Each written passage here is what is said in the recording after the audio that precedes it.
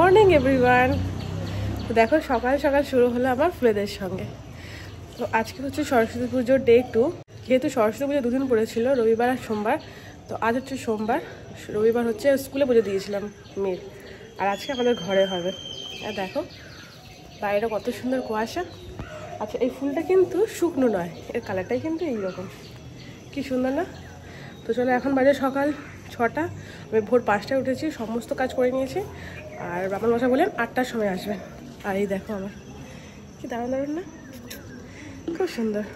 যেহেতু আজ পঞ্চমী সকাল 9:30টার মধ্যে কেটে যাবে, তাই ব্রাহ্মণ মশাই বলেছিলেন সকাল সকাল আসবেন, কিন্তু কিছু কারণবশত উনি বলেন 8টার সময় আসবেন। আমি এখানে সমস্ত কিছু আয়োজন করে রেখেছি।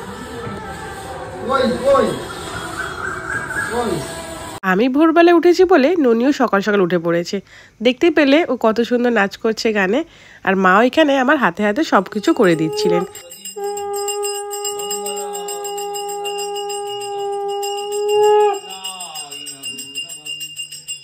এটা কিসের আয়োজন হচ্ছে এটা আমাকে আর বলতে হবে না, তোমরা হয়তো অনেকেই জানো, কিন্তু যারা জানো না তাদেরকে বলছি, এটা গোটা ষষ্ঠীর রান্না। সরস্বতী পুজোর দিন রান্না হয়, আর তারপরের দিন শীতল ষষ্ঠীতে এটি খাওয়া হয়। যেহেতু ওদিকে কোনো গরম রান্না হবে না, আমি একে একে সমস্ত সবজি কেটে নিচ্ছি। দেখতে পাচ্ছ এখানে শীতকালে সমস্ত সবজি থাকে, মানে এই মৌসুমে সমস্ত সবজি, সমস্ত রকম কপি, বিনস, গাজর, বেগুন, শাক, অনেক কিছু।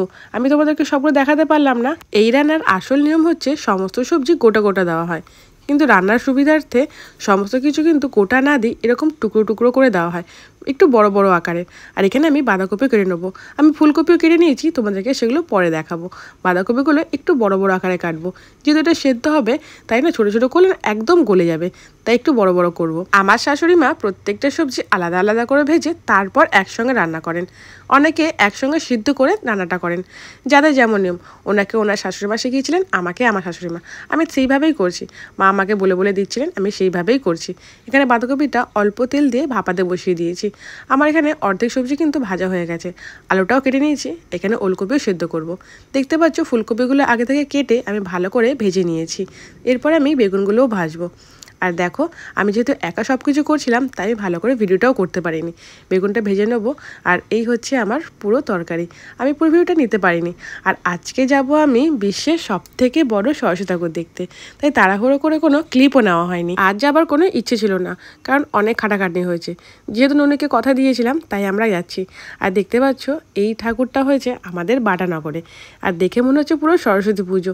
চারিদিকে এত লোক, এত আলো, একটুও বোঝার উপায় নেই এটা সরস্বতী পুজো না দুর্গা পুজো। দেখতে পাচ্ছ ওই যে ঠাকুর দেখা যাচ্ছে, বিশ্বের সব থেকে বড় সরস্বতী। প্রত্যেক বছর আমরা এখানে ঠাকুর দেখতে আসি, কিন্তু সকালবেলায়। আজ এখন এসে দেখি এত লোক। আগে যাব আমার বর যে স্কুলে পড়তো সেইখানকার ঠাকুর দেখতে। এখানে প্রত্যেক বছর খুব ভালো ঠাকুর হয়। তো আমরা চলে এসেছি, নয়তো খুব খুশি। ও তো বারবার বলছে না এই ঠাকুর নয়, আমরা বড় ঠাকুর দেখবো। কিন্তু যেহেতু ওটা ঘুরে আসতে হবে, তাই ভাবলাম আগে আমরা এখানে দেখে নিই তারপর। আর দেখতে পাচ্ছ কত সুন্দর প্যান্ডেলটা, পুরো সহজ পাটের মধ্যে করা। আমার তো বেশ ভালো লাগছে, উনি খুব খুশি। আর ভেতরে কিন্তু ডেকোরেশনটাও খুব খুব সুন্দর।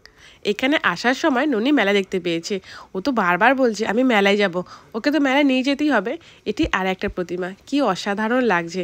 এটি বাটা মোড়ের ভেতরে, একদমই ভেতরে, যেখানে স্কুল আছে। তো এখানে প্রত্যেক বছর আসি, তো আমার তো বেশ ভালো লাগছে। এখন যেতে হবে বাটার মোড়ে, যেখানে বিশ্বের সবথেকে বড় সরস্বতী। দেখতে পাচ্ছ স্কুলের ভেতরে আর যায়নি। তো ননি অনেকক্ষণ থেকে বলছে চলো চলো। আর আজকে এত ঠান্ডা পড়েছে, আমি তো কিছু নিয়ে আসিনি। তো পৌঁছে গেছি আমরা, আর এই হচ্ছে বিশ্বের সবথেকে বড় সরস্বতী।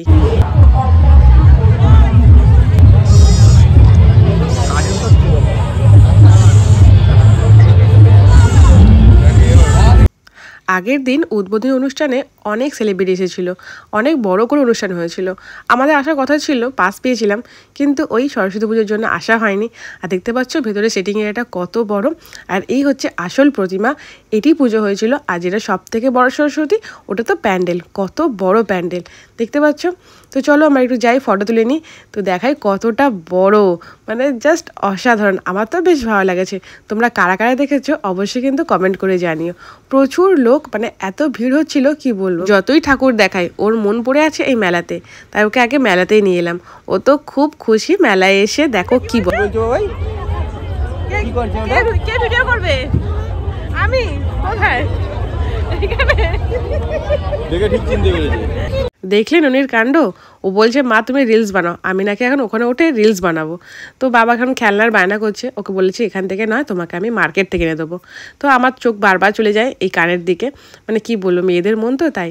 ননি এখন চোখটা দাঁড়িয়ে আছে ওই বড় ইলেকট্রিক দোলনার ওপর। আমায় বলছে তুমি কি চড়বে? আমি তো কোনো মতেই নয়। তোর বাবা আর মেয়ে মিলে গেল এই খেলাটা খেলতে।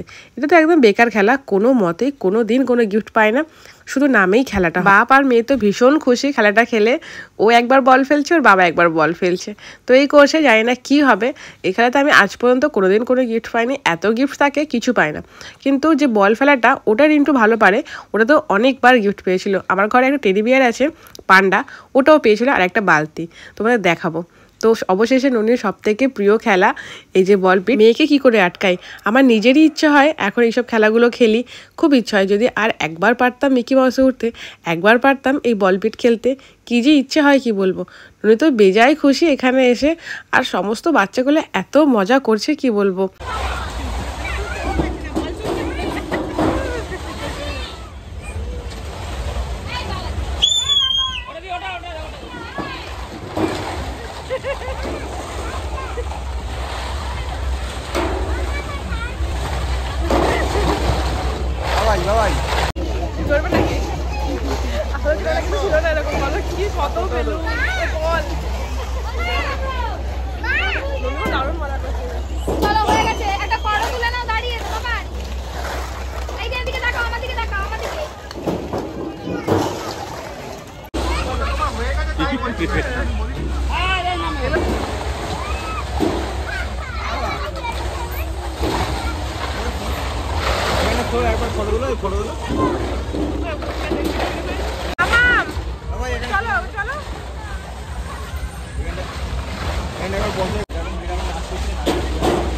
চলো ননি, বাবাই চলো।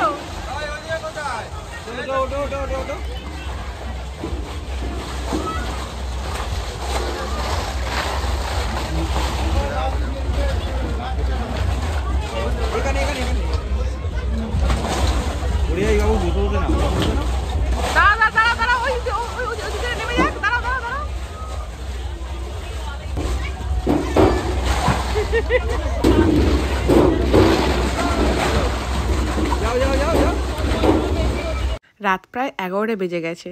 আজকের ভিডিওটা এখানেই শেষ করছি, দেখা হবে নেক্সট ব্লগে। সবাই খুব ভালো থেকো, সুস্থ থেকো, আর ভিডিওটা ভালো লাগলে অবশ্যই লাইক কমেন্ট শেয়ার করো, আর আমার পেজটাকে ফলো করে দিও। তো ননি মজা করছে, মজা করুক। তো চলো টাটা বাই।